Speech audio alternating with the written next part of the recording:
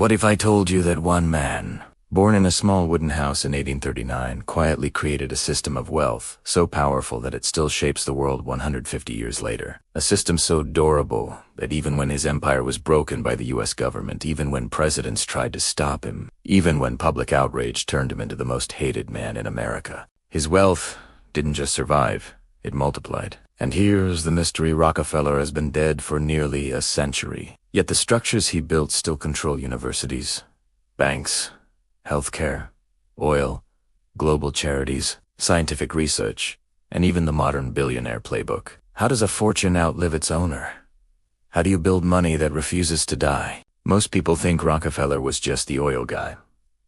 But that's only the surface. His real power came from something far more disturbing: a financial architecture built piece by piece using family, secrecy, foundations, tax loopholes, and a strategy no tycoon had used before him.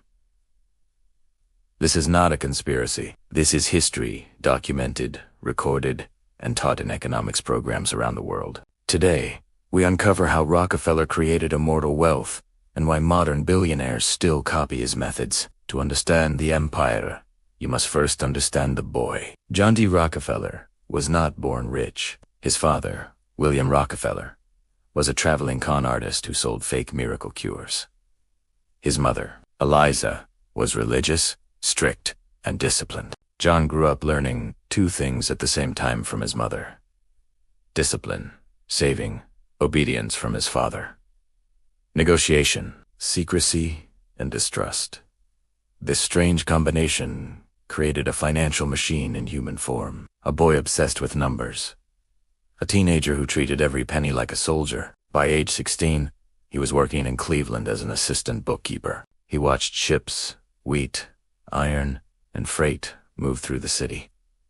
He studied profit margins like people study religion. He learned one truth: the people who control transportation control business.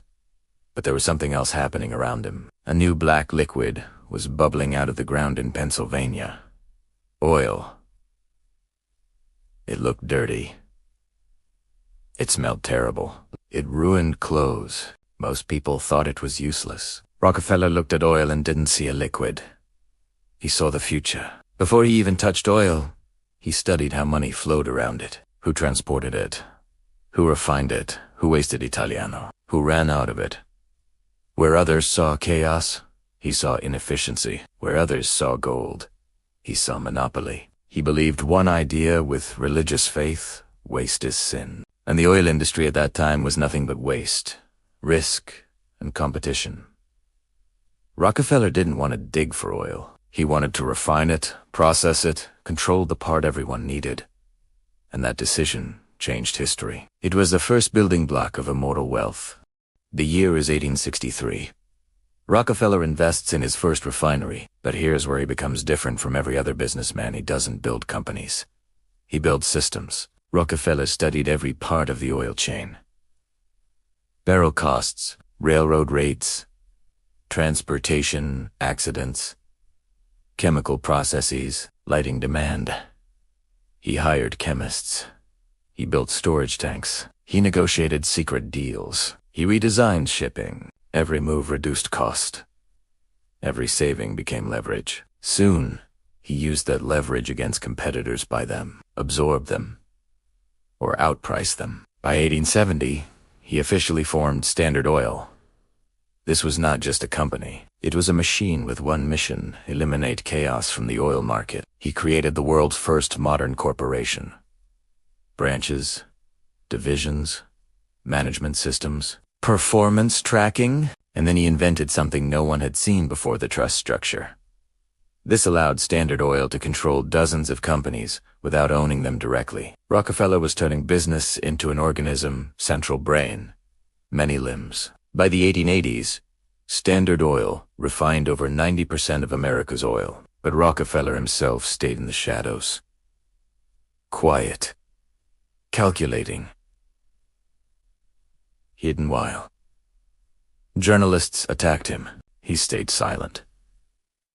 While politicians accused him of crushing competition, he expanded. While the public hated him, his profits soared.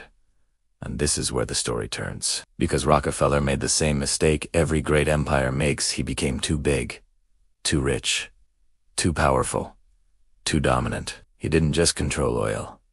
He controlled railroads. He controlled prices. He controlled access. And that scared the U.S. government. The Sherman Antitrust Act was passed. Its first major target, Standard Oil. Court battles began. Journalists attacked him. Public opinion turned against him. But here's the twist. Rockefeller had planned for this. Before the government could even break his empire, he quietly reorganized his ownership into shares. So when Standard Oil was legally forced to break into 34 companies, Rockefeller didn't lose money. He became richer. Because he owned stock in all the new companies. It was the greatest forced breakup profit in history. The reputation war early 1900s. But as the Rockefeller empire grew, so did something else, public hatred. Newspapers described John D. Rockefeller as the most dangerous man in America.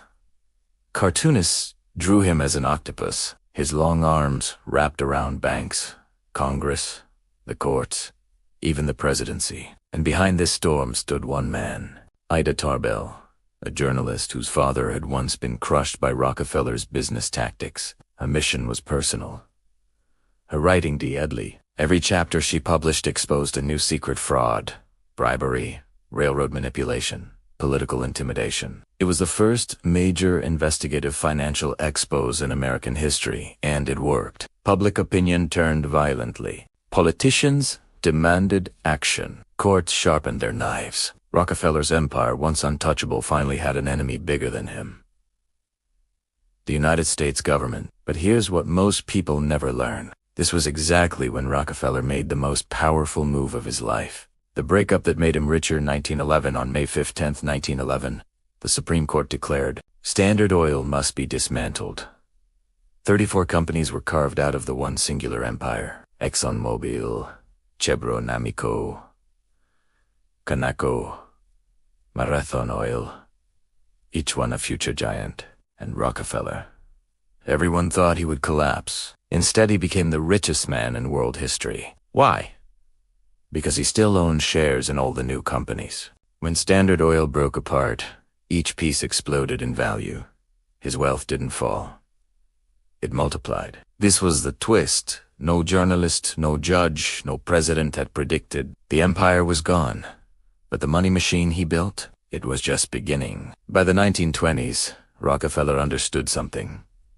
Oil made him rich, but finance would keep the family rich forever. This was the quiet transformation the one school textbooks never mentioned. The Rockefellers began buying major banking stakes, insurance networks, international investment houses, real estate in America's most valuable cities. They funded universities, Harvard, Yale, Chicago, Columbia, not for charity, but for influence. They created the Rockefeller Foundation, which became powerful enough to influence medical research, global health, agricultural policy, education standards, political strategy. This wasn't philanthropy. This was generational power engineering. A system designed so Rockefeller wealth would outlive everyone, even the Rockefellers themselves. And it worked. Here comes the part people still debate today. In 1944, world leaders met at Bretton Woods to redesign the world economy. Two American groups had enormous influence, Rockefeller bankers and Rockefeller-funded economists.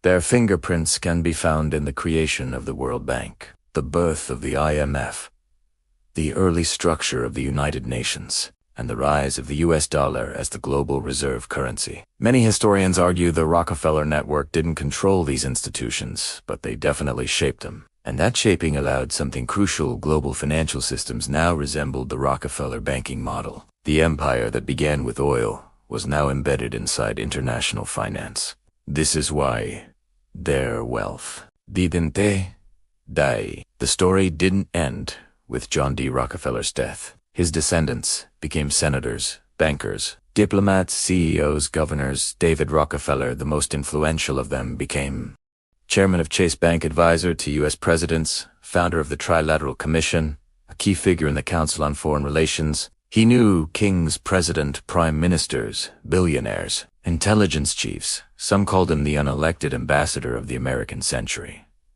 Even though the Rockefeller name appears less in public today, their money is still everywhere. They own banking stakes, venture capital groups, renewable energy firms, pharmaceutical investments, major real estate blocks, global funds hidden behind foundations. The reason their wealth won't die is simple.